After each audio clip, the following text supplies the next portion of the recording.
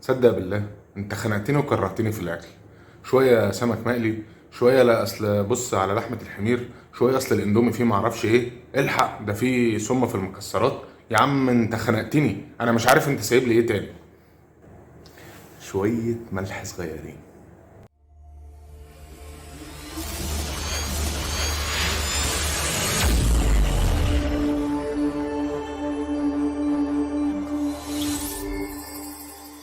السلام عليكم، ازيكم عاملين ايه؟ يا رب تكونوا بخير. طبعا كان في سؤال كنت سألته في الأسبوع اللي فات، وفي ثلاثة بصراحة هم اللي جاوبوا. كان دكتور أحمد عمارة، وكان دكتور سامح المسيري، وكانت أستاذة صفاء محمد. فشابوه يا جماعة، انتوا عرفتوا تجاوبوا على السؤال. وهنحاول نحط سؤال برضو في الحلقة بتاعت النهاردة. النهاردة أنا جاي أتكلم عن الملح اللي هو عبارة عن صوديوم كلورايد. وطبعا من اسمه فهو بيتكون من عنصرين اللي هما الصوديوم والعنصر التاني اللي هو الكلور. الملح ده احنا بنضيفه علشان نحط فليفر او بنحسن مذاق الاكل بيه.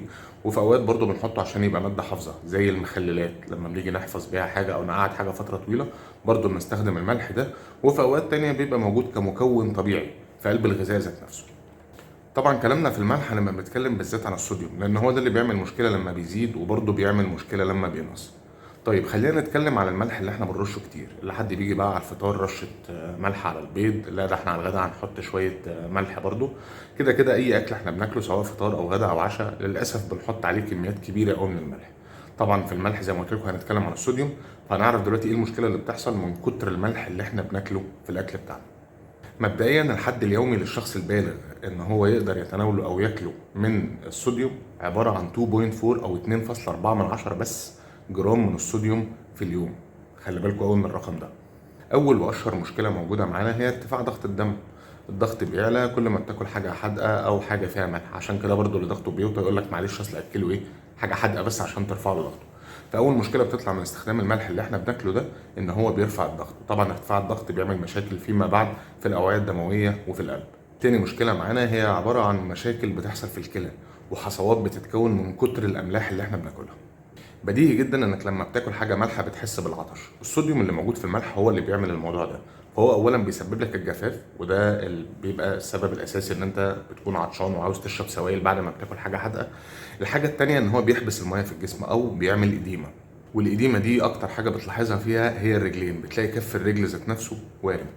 ده غير ان وجود الصوديوم بتركيزات كبيره وبشكل كبير جوه الجسم بيؤدي لخلل في البالانس او في التوازن بتاع المعادن المختلفه والعناصر المختلفه اللي موجوده في الجسم وكمان الهرمونات للاسف.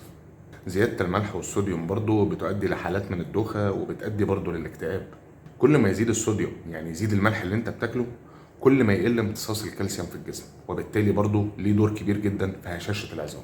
زي ما قلت لكم زي ما قلت لكم في الاول ان الحد الاقصى من الصوديوم ان انت تاخد منه 2.4 جرام بس في اليوم.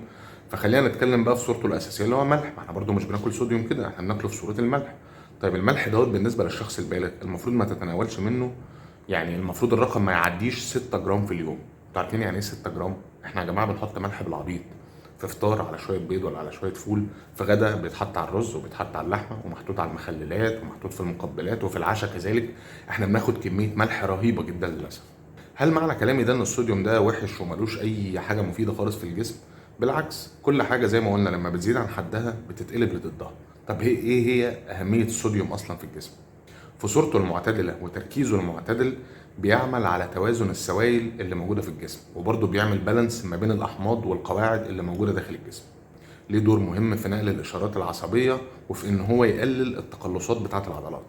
بينظم عمل الجهاز الهضمي، ده غير ان هو كمان بيحمي الجسم من الحراره الزايده وبيعمل على تنظيم الحراره في الجسم.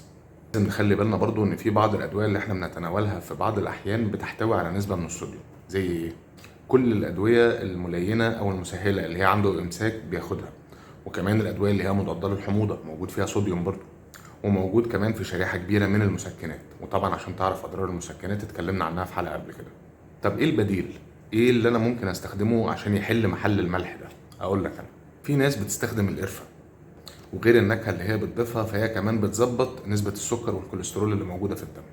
عندنا كمان الليمون، وده غير ان هو بيستخدم كبديل للملح، ده اصلا الناس كلها بتستخدمه علشان تتبل بيه اللحوم المختلفه والفراخ والكلام ده كله. بنستخدمه برضو كبديل للملح.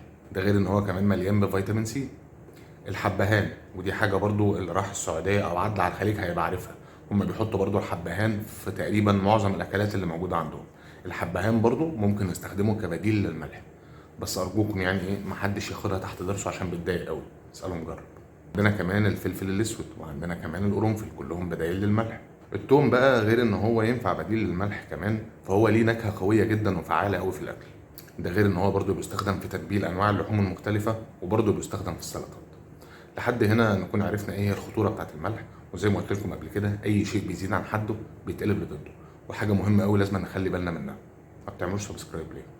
ليه بقول لكم الكلام ده؟ عشان تخلوا بالكم من صحتكم وصحه اولادكم وبيوتكم. واشوفكم على خير في الحلقه اللي جايه ان شاء الله، والسؤال هينزل الاسبوع الجاي. واشوفكم على خير. سلام.